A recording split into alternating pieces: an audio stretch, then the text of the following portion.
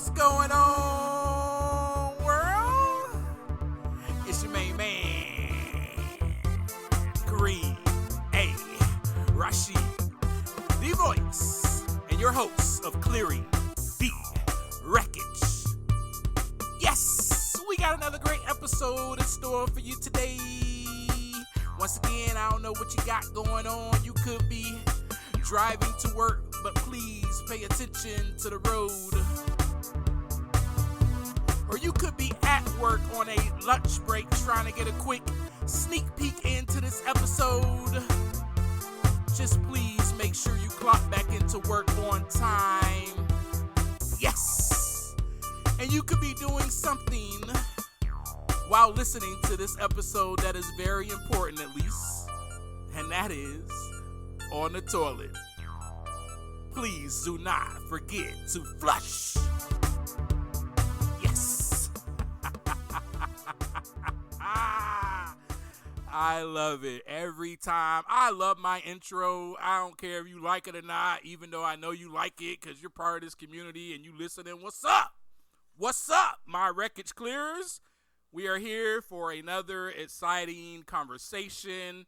Remember how I told you I do not like using the word episode because we are simply just having a conversation. We have gotten together at our favorite coffee shop. You got your latte. I got my Americano. I'm like, what's up? How you been? I want to talk to you about something today that's been on my mind. And you're like, sure, Kareem. Share it with me. I'm all ears. And I'm like, all right, let's do it.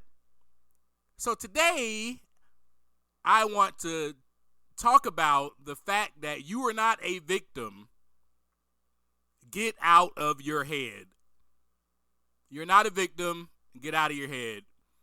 Last week, we discussed a lot of things. We talked about how comfort is something that we love as humans, right? You know, we love comfort. We love the food that makes us feel so at ease and nice and full, and you know, we love to go after things that put our minds at ease. When we're stressed out, we love to escape and find some sense of comfort, some sense of instant gratification. That's just what we do as humans. Most of us, at least. Some of us have learned through personal growth and development to delay that gratification and do something that is going to produce growth instead of keeping me stuck by doing the same thing over and over, expecting a different result. And that's the what? Definition of insanity. I just came from a great workout at the gym. I'm still full of energy. I'm still hot and sweaty. And so if you see me sweating, you're listening to me on YouTube, you're watching me, you're like, oh my God, why is he sweating? Because I just came from working out and I feel good. I still got a lot of energy. And so I decided, let me go home and pump this episode out while I have the energy still flowing through me and the creative juices, I would like to call it. The juices, yeah. And I want you to drink the juice. You're not a victim. Stop. Just get out of your head.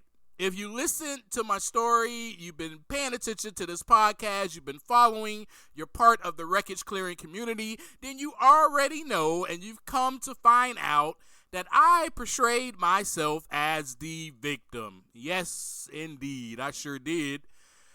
And from that very second episode that I kicked off with you and I told you that my mom kicked me out of the house, guess who I blamed? My mom for my own actions. Yes, I was the victim. I was the victim of my siblings for leaving me. Yep, they were to blame. Even though they were older and they just happened to be older in age and sprout up and leave the house, it still was their fault.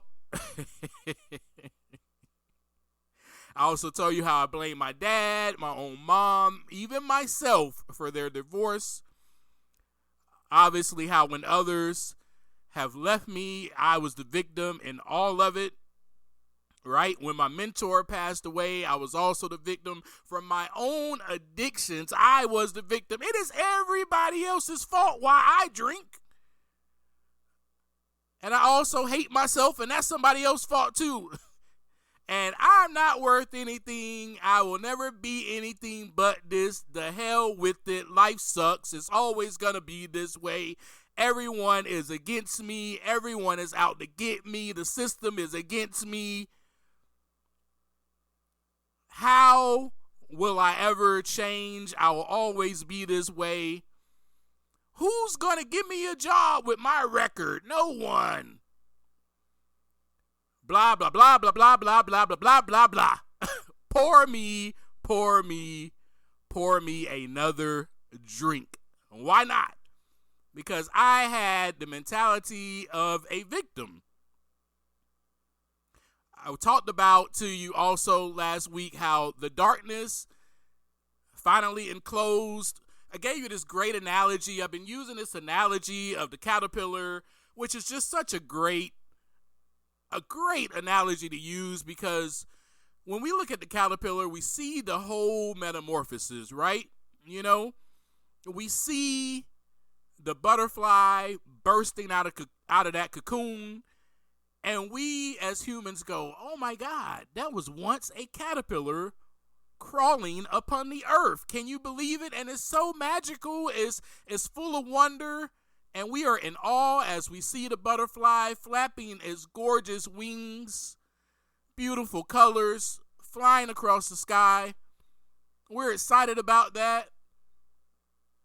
And the really cool thing about it is that as humans, we know that there is a metamorphosis. There's a process that takes place. You know, the caterpillar will not always be the caterpillar. We know that. But when it comes to us, we don't know if we're always going to be the same caterpillar. Catch my drift? And sometimes we want to be the same caterpillar. Yep, we want to stay stuck. We want to blame other people and avoid responsibility for our own actions, our own choices that we have made that have put us in the predicament or in the place that we are in. It is someone else's fault. Oh, my job sucks. All the people there. If I just had another job.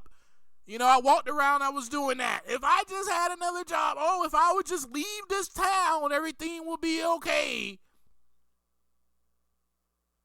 No, it will not be okay, because I will still always be with myself, right? Where I go, there I am. I will always constantly be with myself, and I don't want to realize that I'm the problem, do I? No. It's my job. It's the people. If people would just drive accordingly, I still fall into that victim mentality. While I'm driving on the road, I'm like, man, God, if you would just do this, that's your fault. It's your fault I had to slam on brakes. Such a victim mentality to walk around with, which only keeps you stuck. It doesn't allow you to become that butterfly. When I was wrapped up in the darkness inside my cocoon, I talked about how I finally was able to. All of that happened for a reason. Let's take the caterpillar again. The analogy of the caterpillar is walking and crawling upon the earth. And it has to go into a cocoon before it can become a butterfly. It cannot skip that process. It can't skip it. The caterpillar can't just be like, oh, boom, I got wings. I'm a butterfly now. I'm flying off the ground. It cannot skip that process. Such as with us as humans, there are certain things that cannot be skipped in the growth and development process of our lives. So pain, as I said in the last episode, is the touchstone to growth. Pain has to happen. Some things are going to happen that are going to create some type of pain, some type of darkness, to where we can actually yearn for the light. We can yearn to be in that light, to bust out of that cocoon and become a butterfly. And we can look at ourselves through the pain and the isolation. Sometimes we got to be kicked out into the wilderness. Y'all remember this story? My mother kicked me out. And for a while, I was going on about my life as the victim. Oh, I ain't do nothing wrong. I don't know why my mom kicked me out. Built the bitterness and resentment up against my mother for doing what she needed to do. It's called disciplining your child. And I wasn't even a child. I was a grown 30-year-old man who was still being a kid. So it is time for some discipline, right? So our Creator, God, disciplines us so that we may grow. So there are processes in life that we cannot skip, because something is happening to get us to become a butterfly. Capiche? Catch my drift?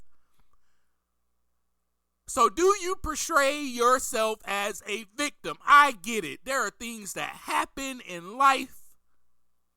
There are things that happen that are out of our control. There are things that might have happened to you that is out of your control. And yes, at that time, you are a victim. At that present time, when that traumatic event happens to you, genuinely, you are a victim. But after that, you have a choice. Do I continue to carry this victim mentality around with me for the rest of my life? Or do I realize that I can be triumphant and I can grow and I can turn into a butterfly? I do not look the same. Caterpillars, you wouldn't even know. If you were a kid and you didn't know anything about caterpillars, they don't look like butterflies. So if you met me today in person, I don't look like anything that I've been through. Oh no. You would have not known that I was once crawling upon my belly like a caterpillar on the ground. You would have not known. So I get it. Things happen to us, and at that moment, yes, you may be classified as a victim. But you do not have to go on throughout your life with that type of mentality. All right? So when things happen, life doesn't go as expected, who's to blame? Do you carry this mentality around like, oh, I'm blaming someone else for this? Is it God? Is it yourself? Who do you point the finger to? Now, come on, I want us to be real with one another now, because I know from my experience, as I just shared with you, I pointed the finger at everyone else. It was never my fault. Even though no one put the bottle in my hand and said, drink it or else I'm going to kill you. Nobody did that. I was not a victim of that. That was my choice. And there are lots of things that happened in my life that I chose to do. And then there are other things that just happened. But I realized when I was in that cocoon, I had moments of clarity. I had to be wrapped up in that cocoon in order to see myself, to see my shadow, to see my reflection, to look inside so that what? The wreckage can begin to clear, right? And once I was able to do that, I said, I'm not a victim of any of this. I am rather a victor. I'm going to get out of my head. I'm going to get out of my own way because it is only me that is stopping me from growing into a beautiful butterfly. So let's do some research. So I did a little bit of research on victim mentality because I know that a lot of us struggle with that. And I know that if you're listening to me and you're part of this community, that you have some relatability to me, that you connect with me in some kind of way. So you may have been through what I've been through. You may are going through what I've went through. Or at some point, you may thought the way that I have been thinking. The purpose of this is so that you can know that you are not alone and that there is hope waiting for you. All you have to do is grab it, listen to me a little bit, grab onto that hope, and we are going to clear the wreckage together. So I did some research on the victim mentality, and I'm just going to share it with you. And this research comes straight from Google, I didn't do an extensive research at all. I just grabbed my phone and was like, hey, tell me about the victim mentality. And they did. We got these wonderful tools these days. There's no way we could be like, oh, I'm a victim. I got lost. Man, we got GPS to direct us. Man, I'm telling you. So a victim mentality where individuals consistently perceive themselves as victims of circumstances can stem from a variety of factors, including past trauma, learned helplessness, and a desire for attention or avoidance of responsibility. Let's talk about this just a little bit. Let's kind of break this down just a little bit. Past trauma. I had a whole episode about PTSD, right? So you already know about that. We discussed that. That is how my victim mentality comes into play, how I can portray that type of thinking simply because of the trauma that has happened to me, and it has created these symptoms, lasting symptoms actually, that I now deal with on a daily basis due to the trauma that happened. Learned helplessness. So we discussed that. The abandonment had me feeling helpless. Now, we've already discussed, I was not abandoned on purpose by my siblings. I was not. They just were all older. I'm the youngest. They left the house, graduated, sprouted up. They turned into butterflies themselves and left and flew away. They had no control over their age. But I still felt helpless because I was by myself. Who's going to take care of little Kareem? When my parents got divorced, I felt helpless because I was by myself. I was no longer seeing my dad. I was only with my mom, and I was here and there and to and fro. I'm going to tell you, I was the kid that I was handed to everyone.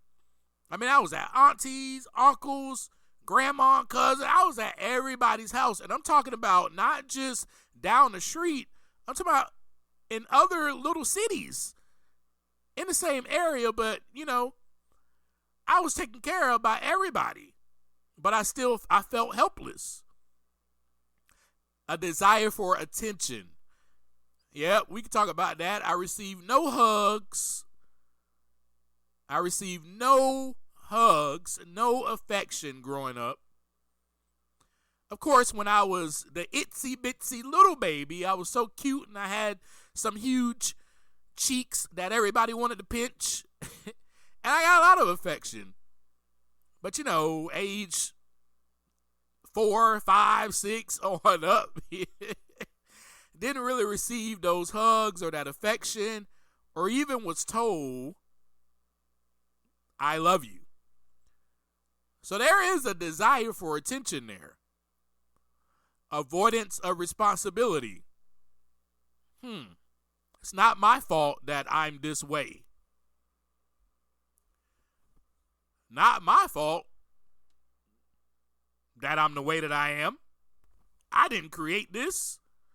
My upbringing created this. That's a victim mentality. So let's continue with this. Past experience of trauma, abuse, different things like that is what creates a victim mentality. All right? So trauma and abuse can significantly contribute to the development of a victim mentality. These experiences can lead to a belief that one is powerless and unable to control their circumstances. What do you believe? What do you believe? We just had that conversation last week. What do you believe about yourself? So there is a belief system that is attached to this trauma and the abuse, the bullying that I experienced by a family member, the neglect I experienced by family members, the neglect I experienced by others that left in my lifetime. The neglect I experienced led to a belief system of powerlessness, and I'm unable to control these circumstances. And you know what? Like I said earlier, it will always be this way. Bad things are always going to happen to Kareem. Nothing is ever going to get better. I have no control over this. I'll always be the same, and the same crap is going to continue to happen in my life because this is what's supposed to happen to me. Bad things. That's the belief system we're talking about. That's a victim mentality. Learned helplessness. We just discussed that a little bit. Repeated exposure to actions where one feels powerless can lead to a belief that they are incapable of changing their circumstances even when opportunities for change exist.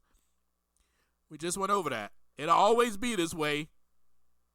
It'll always be this way. There's also something called secondary gain, and this one is good. This one is good. You ever do something to where, and let me see if I can get this right. You ever try to make someone feel guilty? You ever try to, I don't know, just cry for no reason? I did that as a kid. Just cry for no reason so that I can receive some type of sympathy, some type of secondary gain from what has happened.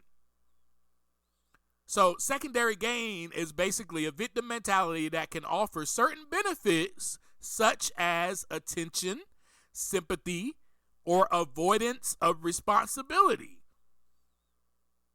This secondary gain can inadvertently reinforce the behavior.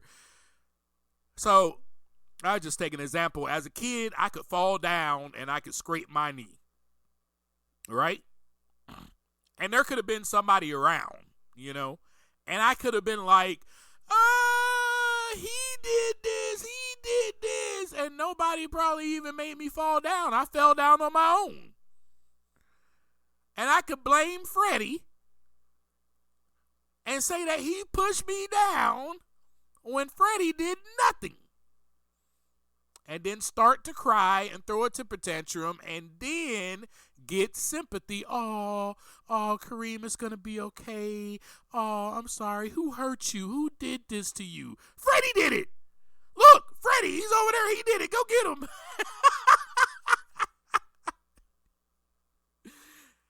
That is secondary gain. I just wanted to give you a quick little analogy or example.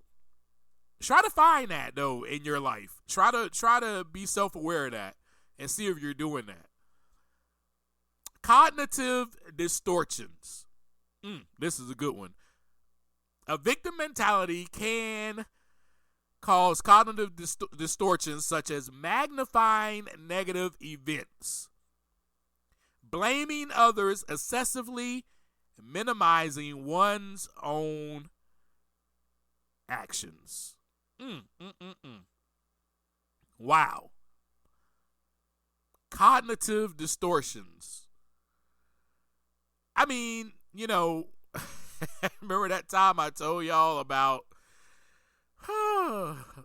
about how I was working as a manager at the place I was working at, and how my first year was just, I blamed every single one of my staff members and everybody else too that wasn't even on my shift. I even blamed customers for all the hell that I was going through, and I magnified those events. I blamed others excessively until, and you know the story, my manager gave me an evaluation after that year and told me, you always saying this person did that and that person did that, and maybe, just maybe, Kareem, you're the problem. Ooh, boy, that hurt. That hurt so bad. Y'all know the story about that and how much it hurt. And because it hurt, you also know that I decided to play the victim and escape and resort to comfort and instant gratification by using alcohol and drugs again. So you know that story. Let's talk about social and cultural influences, shall we? This one's going to be interesting, right?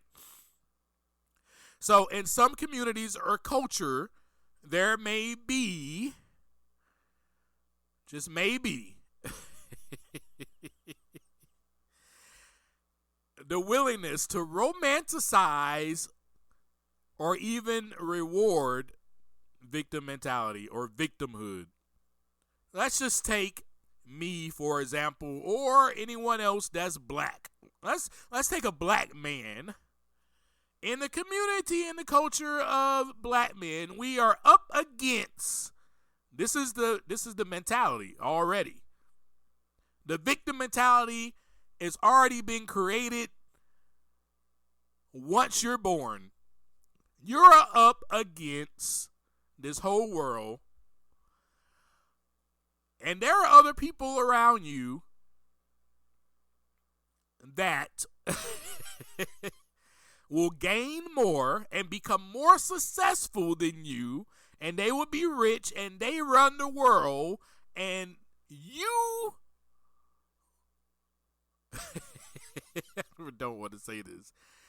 You will have a harder time, this is the best way to say it, you will have a harder time gaining and accomplishing anything unless you are an athlete, a rapper. Then you can be successful and you will no longer be a victim. This is what we are taught, folks. I'm cueing you in a little bit on the culture. This is what we are taught. And so how we walk around, some of us, just some of us, because I did it when I was younger. Some of us walk around with that learned helplessness state, right? Where you just feel like, I'm incapable of change. I'm incapable of change. This will always happen. I will always be this way. So some of us romanticize, that's what it's talking about, romanticize this and have a reward for victimhood, making others feel sorry for us by romanticizing the fact that we are victims. You are not a victim. You're not a victim. Let's talk about manipulation and control. And before I say that, and let me say this, you're not a victim, and this is why. And this is controversial, but I must state this. This is one of the reasons why you're not a victim, especially if you're my age, or if you're younger than me, or even if you're you're not a victim. There may be results and effects that might have happened from the past, but you're not the victim of that. Let me tell you who the victims were. The victims were my great-great-grandparents. Those were the victims, okay? So let's get that straight. So stop walking around with your head held down and your pants below your waist and walking around trying to be a thug, trying to get guns, trying to, do all this bad things and listening to the music that influences victimhood. It romanticizes it, and it leads to a belief system. I'm here to tell you right now, as a black man, I am not a victim. I am a victor. I am triumphant. I am a very successful black man. And I will always be successful. I will always accomplish the dreams that I set out to accomplish, and nothing will ever stop me. There is nothing that is against me. There is no opposition except the wind that's blowing. Huh? Preach, boy, preach. Let's talk about manipulation and control, shall we? I'm done with my rant on that. A victim mentality can be used as manipulative tactics, right? To gain sympathy and control over others. We just kind of discussed that a little bit, how I used the analogy of me falling down and I blame Freddie and I lose control and bust out in a temper tantrum and I cry so that I can receive the attention and the affection and that Freddie can get in trouble. And let me just state this. This is more on a self-centered, me, narcissistic level. Or, as said in my research, it's what Google says, not Kareem, narcissistic personality disorder. That's what I had walking around here, narcissistic personality disorder. If the shoe fits, boy, hopefully your feet will grow. Hopefully your feet will grow. Because you don't want to be walking around wearing those shoes. You don't have to. A victim mentality is a learned pattern of thinking and behavior.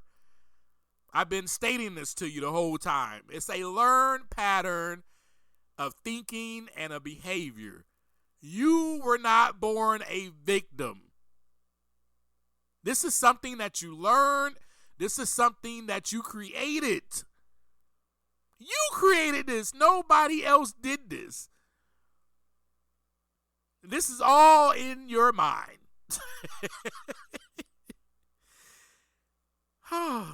It can be overcome through self-awareness, therapy, and a willingness to take responsibility for one's own life. So throughout these conversations we've had, we've kind of discussed how the wreckage has been cleared in that area and the things that I have been doing, right? So we talked about therapy, we talked about journaling, we talked about how becoming vulnerable, right? We talked about PTSD and how I learned that about myself, but how I was able to, what are some of the things that I'm doing to clear that wreckage, to manage that, right? We talked about my happy place, right? Going to the ocean and seeing the water and being amongst the waves and hearing the sound of the ocean and seeing the seagulls and everything that comes with it, and seeing how big and humongous it is, and dumping all of my pain, all of my trauma, all of this victim mentality into the ocean and becoming restored, becoming revived, becoming a new person, and leaving that ocean happy, because that is my happy place. We talked about that. We discussed how I am dying to my old identity, this identity of thinking so lowly about myself. So victim mentality also leads to negative self-talk. So we discuss these things. We discuss how I am clearing the wreckage with that. So it can be overcome through self-awareness, right? How did I become aware? I had to be placed in the cocoon. This is the process, folks, of the caterpillar's journey, where the caterpillar is able to become aware once it is in that cocoon because it's stuck by itself, there's no one else around. There's no more caterpillars around that it can go play with. It can go hang out with. It's just them by themselves. And most of the time, at least in my life and from my experience, because as we discussed before, I was kicked out and had to go to the wilderness and I had to sit by myself. It was that moment when I was sitting by myself, leaning upon that tree, is when I had that moment to go,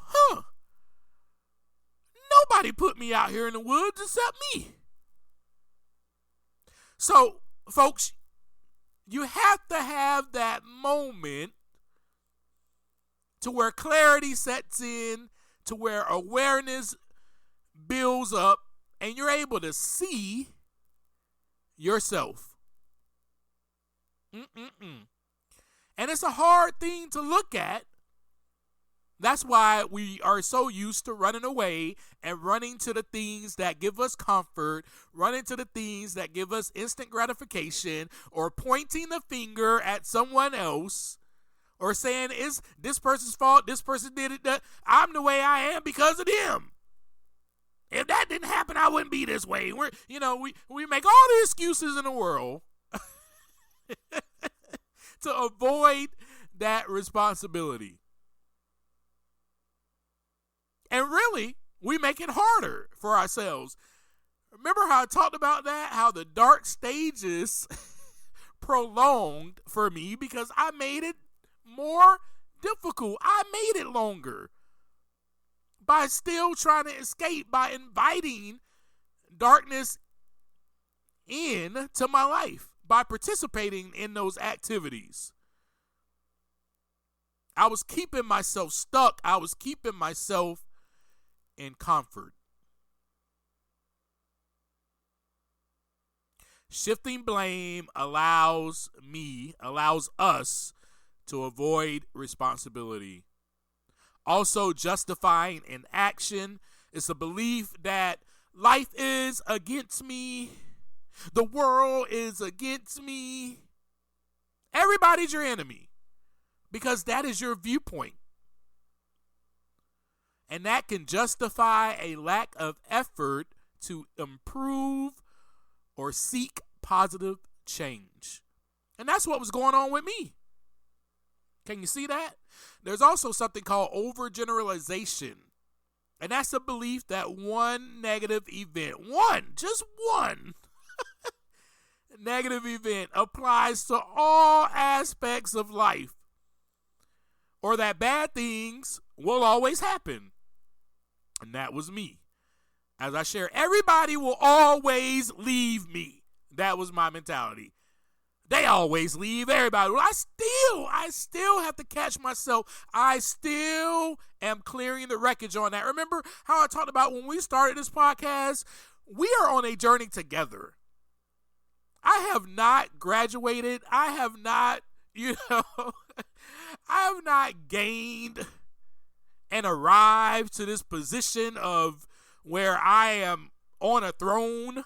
No. I'm not on a throne speaking to you. I'm sitting right next to you. We're having a conversation as humans.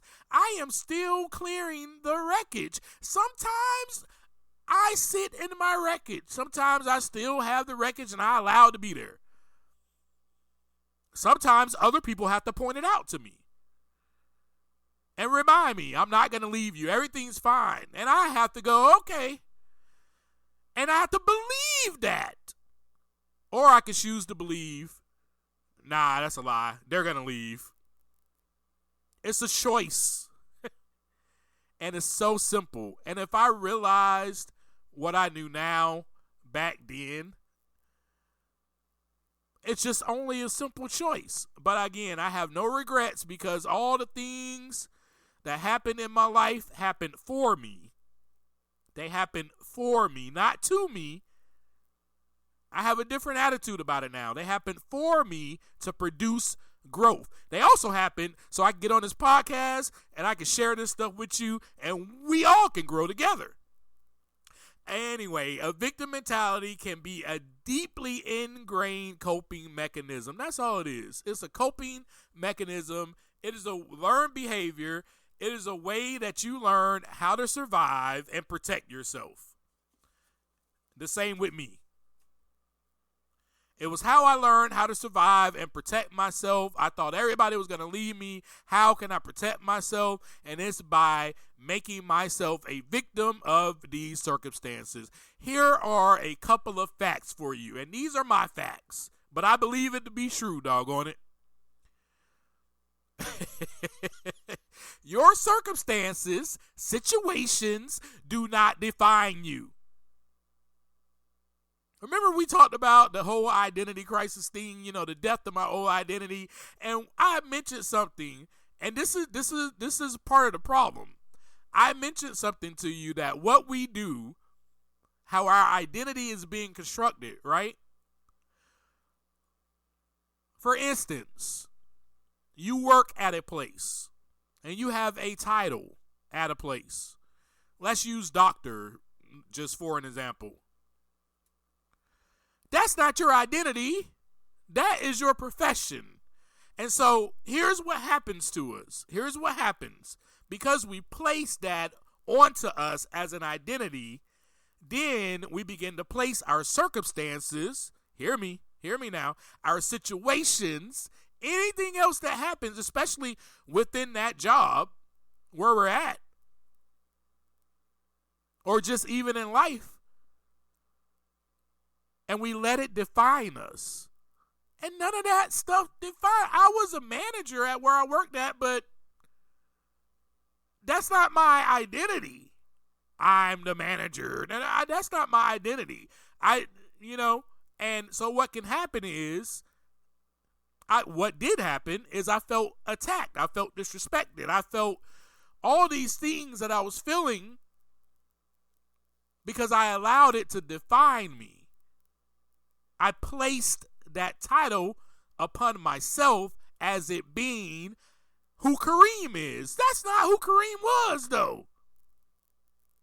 So it is not our identity. It is an identity that we construct to protect ourselves due to the trauma or the suffering that we have been through. Victim mentality is not your identity. So you are not a victim. You were not even born a victim. You are born pure and innocent.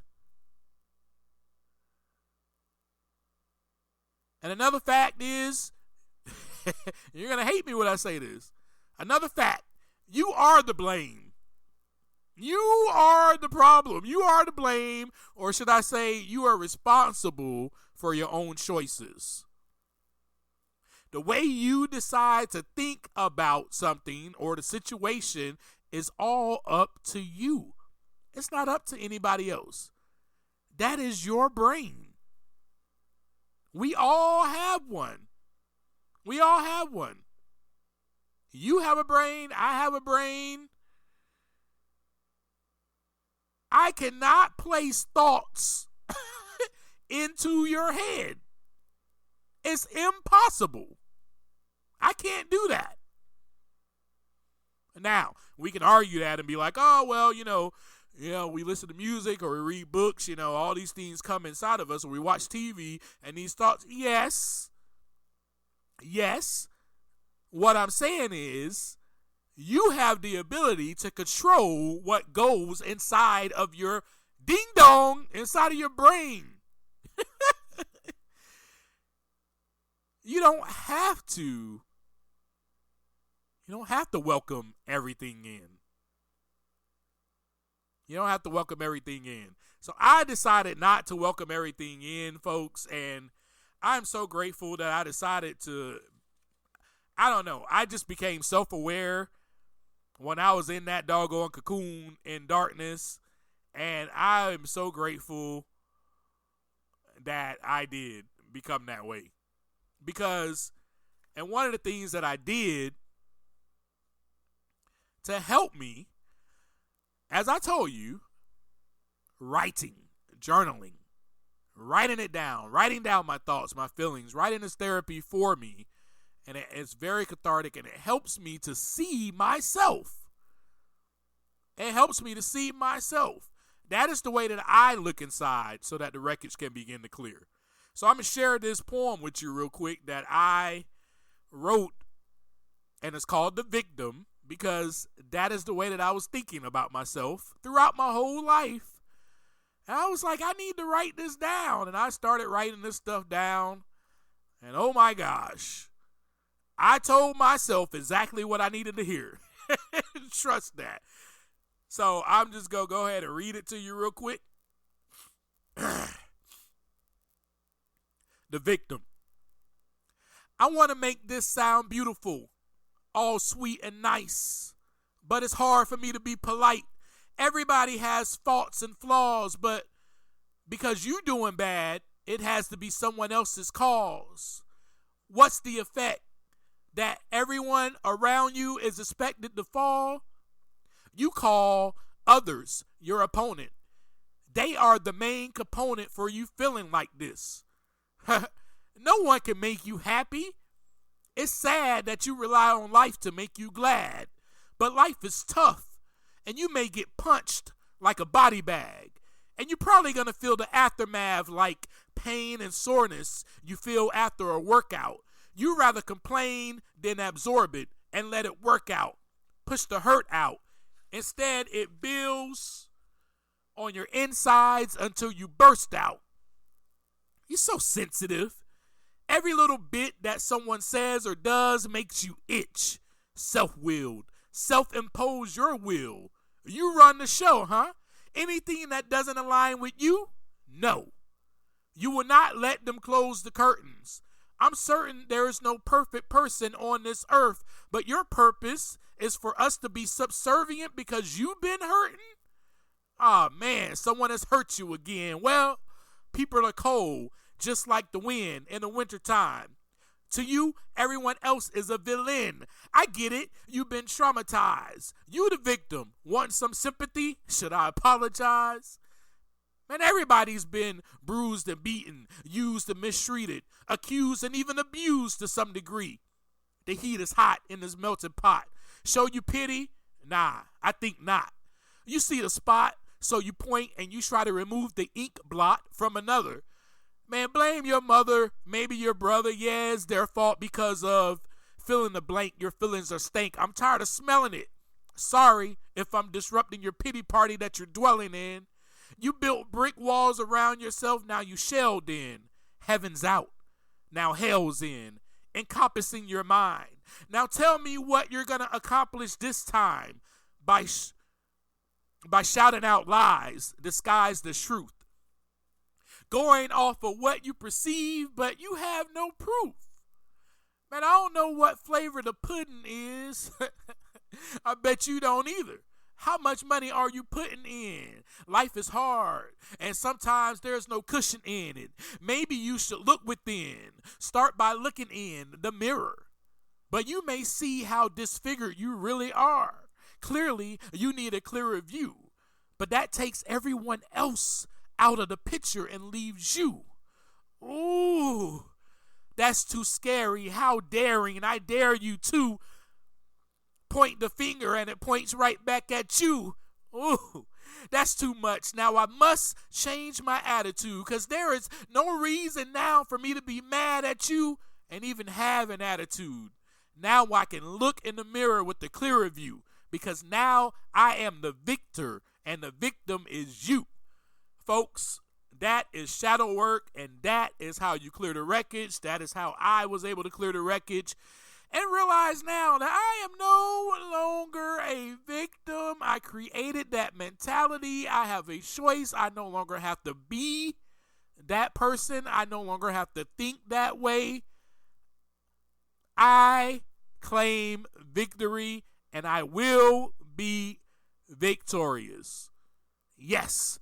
So y'all, thank you for listening. Come back to me next week because we're going to talk about more about how I finally grew some wings and I flew out of that cocoon.